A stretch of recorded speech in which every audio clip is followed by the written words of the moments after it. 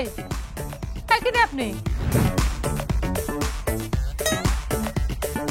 আরে এরকম করে তাকায় আছেন কিসের জন্য? আমি যে কথা বলতেছি কথা জবাব দিতে জানেন না। কে আপনি? আমি শামীম, প্রোডিউসার শামীম আহমেদ। আপনারা তো চিনতে পারলাম না।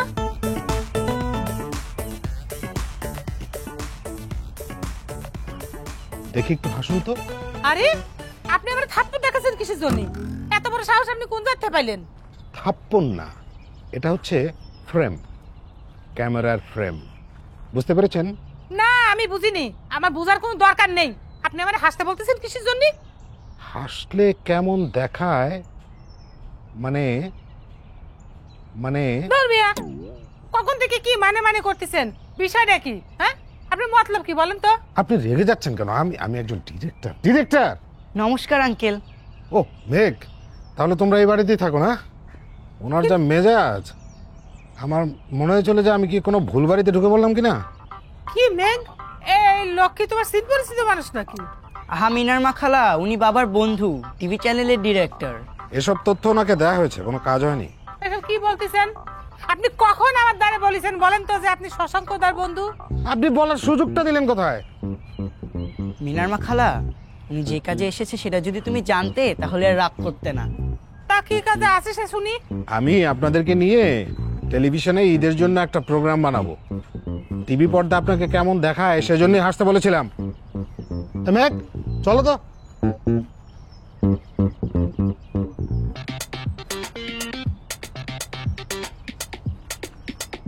সর্বনাশ, কিরম টিভি প্রোগ্রামের জন্য আইছে আমি বুঝতে পারলাম না কিসের জন্য। আমাকে একটু হাসতে বলেছিল, একটু হাসলে কি হতো?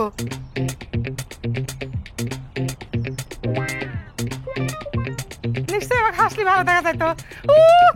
কিসের জন্য আমি হাসলাম না? আমাকে হাসতে বলেছিল। শুটিং মানে? শুটিং মানে শুটিং, টিভি চ্যানেলের শুটিং। এখনো তো বুঝলাম না। প্লিজ অন্তিক কেঁদো না তো। কেন কাঁদবো না? আয়ুষ ভাইয়ের কথা তুমি কিছু বুঝতে পারোনি, আমি কিভাবে বুঝবো? তুমি তো জানোই আমি কিছু না বুঝতে পারলে কেঁদে ফেলে। ওকে অন্তিক, আমি বুঝিয়ে বলছি, তোমার কান্না থামাও। আমাদের শশাঙ্ক আঙ্কেল আছে না, ওনার এক বন্ধু এক টিভি চ্যানেলের প্রোডিউসার। তো উনি এখন চৌধুরী বাড়িতে আছে, মেঘদূতদের বাসায়। তাতে হয়েছেটা কি? আরে বাবা বলছি, উনি একটা খবর নিয়ে এসেছেন। কি খবর? ওনার টিভি চ্যানেলে চাঁদ রাত থেকে শুরু করে ঈদের রাত পর্যন্ত একটা অনুষ্ঠান করবেন। মানে করতে হবে না, ঈদের প্রোগ্রাম করবে, এই তো? এক্স্যাক্টলি। এমন তো আমরাও করি, ভিডিও বানাই, ভিডিও কন্টেন্ট তৈরি করি। আমরাও বানাই, কিন্তু এবার টিভি চ্যানেল আমাদেরকে নিয়ে বানাবে। তাহলে বুঝতে পারছো আমাদের কত হাইট বেড়ে যাচ্ছে।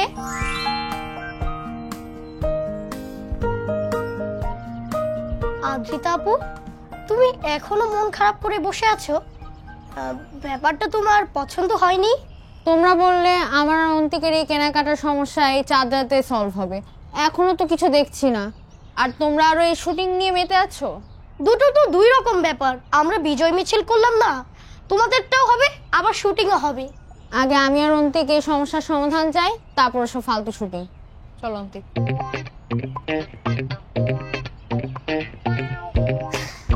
আদ্রিতা আপু, তোমাদের সমস্যার সমাধান অলরেডি ডান। ঈদের পোশাক পরেই তোমরা শুটিং করতে পারবে।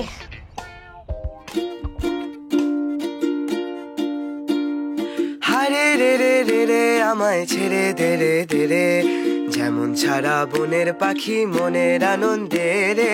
হারে রে রে রে রে আমায় ছেড়ে দে রে দে রে, যেমন ছাড়া বনের পাখি মনের আনন্দে রে। হারে রে রে রে রে আমায় ছেড়ে দে রে দে রে। বাহ, গানে তো দেখছি বাবাকেও ছাড়িয়ে যাবে। কিন্তু রেয়াজটাই তো করতে চায় না, সারাটাক্ষণ ছুটাছুটি। রেয়াজ করতে হবে কিন্তু। আচ্ছা, বৌদিকে তো দেখছি না, বৌদি কই? বাসাই তো ছিল। কণিকা, কণিকা, এই হয়েছে আরেক মুশকিল। এই বাসায় কখন যে কার বাড়িতে গিয়ে কে গল্প করছে এটা বলাই যায় না। বাবা মেঘ, তুমি যাও তো, দেখো তো তোমার মা কোন আন্টির সঙ্গে গল্প করছে। যাও। আরে বাহ, তোমার কথাই তো তাহলে ঠিক। এই বাড়িতে অনুষ্ঠান করলে কিন্তু জমজমাট হবে। হ্যাঁ, আমারও তো তাই মনে হচ্ছে। আচ্ছা, তুমি বলছো যে এই বাড়িতে 5 ফ্যামিলি থাকে? হ্যাঁ, কিন্তু বাড়ির মালিক মানে সফদার চাচা সহ মোট 6 ফ্যামিলি। এরকমই তো চাচ্ছিলাম জানো, মানে আমার না এখনই শুটিং করতে ইচ্ছে করছে। সমস্যা কোথায়? তোমার লোকজনকে চলে আসতে বলো, শুরু করে দাও। আহা, তোমাকে বলেছি না, আমি তো চাঁদ রাত থেকে ঈদের দিন পর্যন্ত শুট করব। স্বতঃস্ফূর্ত পার্টিসিপেশন, মানে ওরা ঈদের দিন যা করে তাই করবে, আমি শুধু শুট করব। সেটা তুমি যেটা ভালো বোঝো। মানে আমি বলতে চাইছি তোমার লোকদেরকে আসতে বলো, ওরা প্রিপারেশন নিক, সন্ধ্যার পর থেকে শুট করবে। হাসছো কেন? হাসির কি বললাম? হাসির কথা না। আরে আজ যে চাঁদ উঠবে তার কি কোনো নিশ্চয়তা আছে? কাল তো ঈদ নাও হতে পারে। ওহো, তাই তো।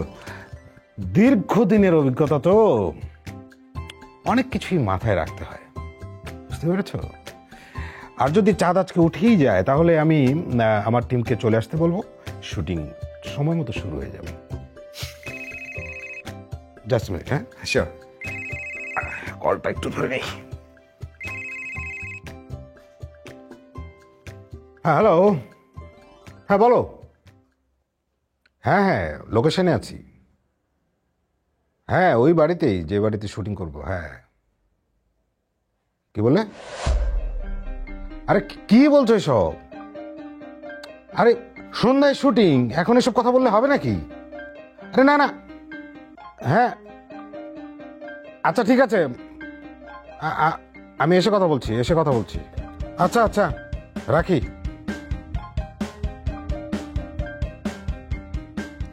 কোনো সমস্যা?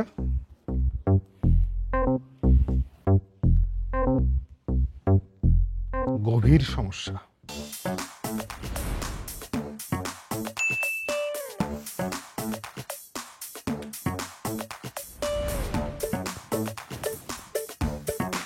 ইস, কতদিন পর সিলার কামিজ পরেছি। আমি দেখতে যে এত সুন্দর সেটা আগে জানা ছিল না।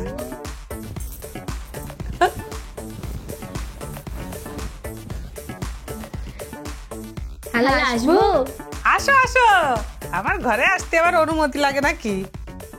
বাহ খালা, তোমাকে দারুণ দেখাচ্ছে। বসো। তা তোমাকে তো কখনো এই ড্রেস পরে দেখিনি, কোথাও বেরোচ্ছ? যাবো, চাঁদ উঠলি পরে। খালুজান বলিছে চাঁদ উঠলি আমাকে নিয়ে এই যে মার্কেট করতে যাবে। এই ড্রেসে দাদুর সাথে গেলে সবাই ভাবে তুমি দাদুর নাতনি। তোমাকে দেখতে একদম আপু লাগছে, সো কিউট। আরে বুকা, আমি তো মার্কেটে যাওয়ার জন্য ড্রেস পরিনি। তাহলে এটা হচ্ছে আমার শুটিং এর ড্রেস। শুটিং এ আমি গান করবো। তুমি গান গাইবে? গান তো গাইবে আমি আর মেঘদূত। তাহলে আমি কি করব? তুমি নাচবে, ওকে? না, ওকে না। কেন, নাচতে পারো না? পারি, কিন্তু লজ্জাতে ওরা আমি করতে পারবো না, অন্য কিছু করতে পারবো আমার। কিছুই করা লাগবে না, মিনার মা বাবাকে কিচ্ছু করা লাগবে না। আচ্ছা বাবু, সব সময় তুমি আমার বিরুদ্ধে কথা কাউ কিসের জন্য কাও তো? তোমার আমি কি বাড়াবাতে চাই দিছি? বারাবাতে চাই আপনি দেন নাই, বারাবাতে চাই দিছে প্রডিউসার। মানে শুটিং হইতেছে না, প্রডিউসার চলে গেছে, শুটিং ক্যান্সেল।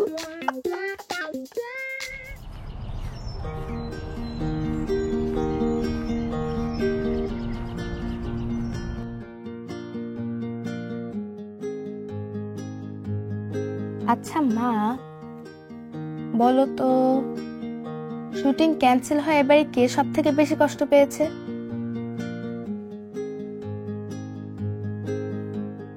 বাবা তুমি বলো। বাবা, মা, তোমরা কি শুনতে পাচ্ছ না আমি কি বলছি? আমাকে কিছু বলছিস? হ্যাঁ, আমি দুজনকে একই কথাই বলছি। ও সরি মা, খেয়াল করিনি। হ্যাঁ, প্রশ্নটা আরেকবার বলো। এই যে আমাদের শুটিং যে ক্যান্সেল হয়ে গেল, তোমাদের কি মনে হয় এবারে কে সব থেকে বেশি কষ্ট পেয়েছে? আমার তো মনে হচ্ছে অন্তিক। বাড়ির সবচেয়ে ছোট, যে কষ্ট তো তারই বেশি পাওয়ার কথা। অন্তিকের চেয়েও যে ছোট সে সবচেয়ে বেশি কষ্ট পেয়েছে। অন্তিকের চেয়ে ছোট কেউ আছে নাকি? আরে চাচার কথা বলছি, সবদার চাচা। উনি তো বাচ্চাদের চেয়েও ছোট। হ্যাঁ, তোমাদের দুইজনের উত্তরই ভুল। সব থেকে বেশি কষ্ট পেয়েছে মিনার মা খালা। কেন?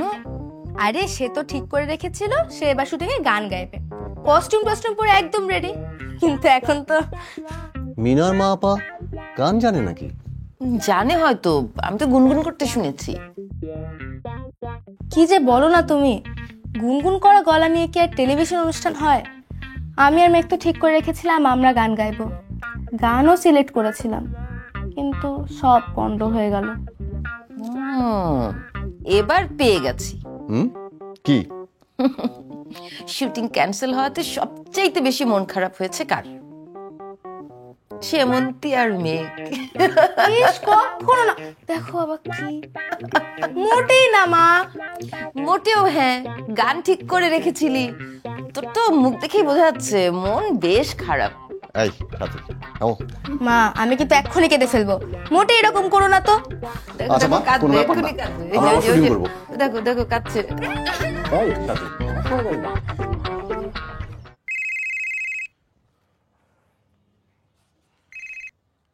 হ্যাঁ শামীম বলো। তুমি কিন্তু প্রোগ্রামটা ক্যান্সেল করো না ভাই। আশ্চর্য, আমি প্রোগ্রাম ক্যান্সেল করার কে? তোমার প্রোগ্রাম তুমি তো ক্যান্সেল করলে। না না না না, প্রোগ্রাম কিন্তু আমি ক্যান্সেল করিনি কিন্তু। না মানে হয়েছে কি, এত মানে করছো কেন? তুমি যে প্রবলেমের কথা বলেছিলে সেটা কি অলরেডি সলভড? Not yet.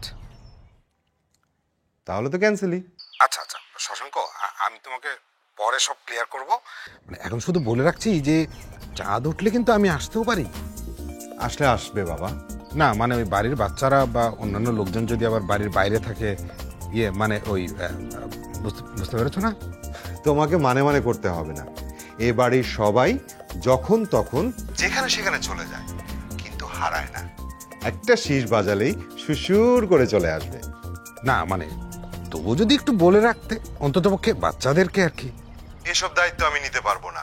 তুমি এরপরে আবার আসবে না, ওরা ফের হতাশ হবে। এসব ঝামেলায় কাজ নেই বাবা। ও আচ্ছা, তাহলে রাখি। আচ্ছা রাখো। আজকাল প্রোগ্রাম এখনো সমস্যা নিয়েই ঘেমে যাচ্ছে।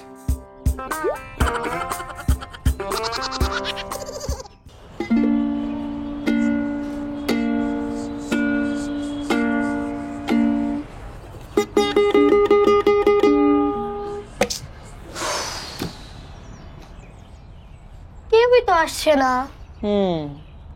আচ্ছা আয়ুষ, দাদু আমাকে যে প্ল্যানটা বলেছে না, সেই প্ল্যানের কথা তোমাকে বলি। সবাই আসার পর বললে ভালো হতো না? তা হতো, কিন্তু কাউকেই তো দেখতে পাচ্ছি না। সন্ধ্যা হয়ে এলো, একটু পরেই আজান দিবে, কেউই তো আসলো না। এই তো আমরা এসে গেছি। ও চলে এসেছো? আচ্ছা আদ্রিতা আপু আর অন্তিক কোথায়? ও আচ্ছা, ওরা তো আজকে রোজা রেখেছে, দাদুর সাথে ইফতার করে তারপর আসবে। আমি বললাম আমরা ছাদে আছি, তোমরা ইফতার করে তাড়াতাড়ি চলে এসো। আর এই যে মিনার মা খালা আমাদের জন্য ইফতার পাঠিয়েছে, নাও। ও মিনার মাকলাকে থ্যাংক ইউ বলতে হবে। হ্যাঁ। তাহলে তো প্ল্যানের কথা ওরা দাদুর কাছ থেকেই জানতে পারবে। কি প্ল্যান? দাদু বলেছিল আমরা যখন চাঁদ দেখতে পাবো তখন এই ছাদে বসে একটা গান আছে না, ঈদের গান, অমন রমজানের ওই রোজার শেষে এলো খুশির ঈদ, সেই গানটা আমরা একসাথে গাইবো। বাহ, তাহলে তো ভালো হবে, অনেক মজা হবে। এক্সিলেন্ট হবে। তারপরে আমরা আদ্রিতা আপু আর অন্তিককে নিয়ে শপিং এ যাব, আসার সময় কিছু একটা খেয়ে আসবো, বারবিকিউ হতে পারে। অনেক মজা হবে, অনেক মজা হবে, অনেক।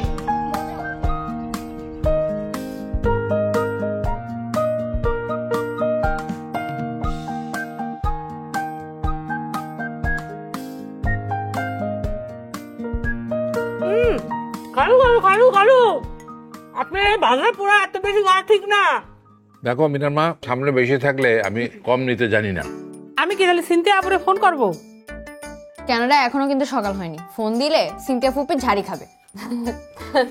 That's right. ভালো মন্দ কিছু খেতে গেলেই আমাকে সিনথিয়ার ভয় থাকে। আরে আমি কি সিনথিয়াকে ভয় এরকম করে কাঁপি না? আপনি নাচতে বুড়ি আর তোমরা সবাই মিলে ঢোলে বাড়ি দিচ্ছ না? আদ্রিতা, অন্তিক, তোমাদেরকে দেখে আমার কিন্তু খুব ভালো লাগছে। মানে সকালে তোমরা এত টেনশন নিয়ে একটা দিন শুরু করেছিলে, সত্যি আমি খুব অবাক হয়েছি। এখনো টেনশন যায়নি দাদু, আমাদের ব্যাপারটা এখনো আমার কাছে ধোঁয়াশা। আরে কিসের ধোঁয়াশা, এখন তো সব ধোঁয়া কেটে গেছে, সব ফকফকা। তুমি একটু চুপ করো, আমাকে বলতে দাও। আমি বলতেছি না, আমি বলতে গেলে আমার সব কিছু গুলোয় ফেলবো। আদ্রিতা, অন্তিক, এখন আমি তোমাদেরকে আমার একটা প্ল্যানের কথা বলবো, কিন্তু এই প্ল্যানের কথা তোমরা ঘুণাক্ষরও কাউকে জানাবে না। Okay, we agree. Thank you, that's fine. তোমাদেরকে ইফতারের পরে আমি মার্কেটে নিয়ে যাব এবং সেখানে তোমাদের জন্য কিছু কেনাকাটা করব, কিন্তু এই কেনাকাটার কথা কোনোভাবেই তোমাদের বাবা মাকে জানতে দেওয়া যাবে না। কেন? সারপ্রাইজ। ওরা তো জানবে যে তোমাদের ঈদের জন্য জামা কাপড় কিছু কেনা হয়নি, কিন্তু আসলে তো কেনা হয়েছে। তখন কি হবে, নিজেদের জালে নিজেরাই ধরা পড়ে যাবে। কি দারুণ সারপ্রাইজ না? তা এই কেনাকাটা কে করে দিচ্ছে, তুমি? আমি বললাম না যে এর বেশি কিছু জানতে চাইবে না, এর বেশি কিছু না বলার জন্য আমি প্রতিজ্ঞাবদ্ধ। অন্তিক বাবু, রোজা কয়টা রাখা হলো? প্রথমটা আর আজকেরটা, মানে শেষটা। বাবা মা বলেছে ছোটদের জন্য শুরুর আর শেষের রোজাটা রাখলেই হয়, গিট বেঁধে সব রোজা হয়ে যায়। তারপরে তো রিস্ক থেকে গেল। কেন? কেন? আজকে যদি চাঁদ না উঠে তাহলে তো কালকে আবার রোজা রাখতে হবে। চলো চলো চলো, খেয়ে যাবো না। আরে পরে এসে খাবো। দাদু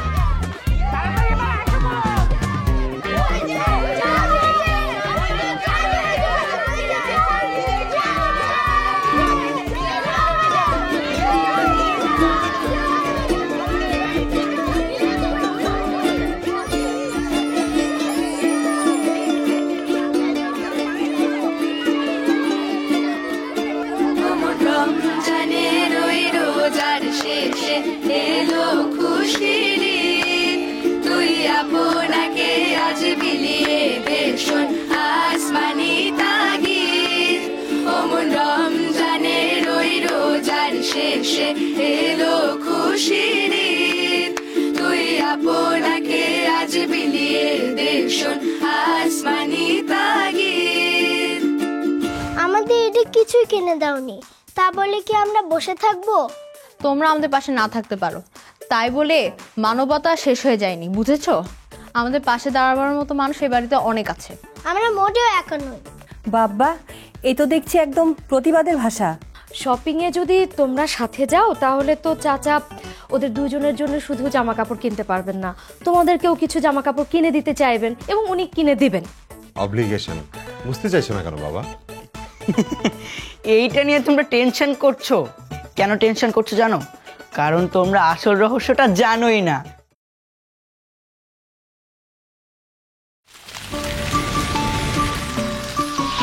দুরন্ত। ফেসবুকে ফলো করো এবং ইউটিউবে সাবস্ক্রাইব করো দুরন্ত টিভি।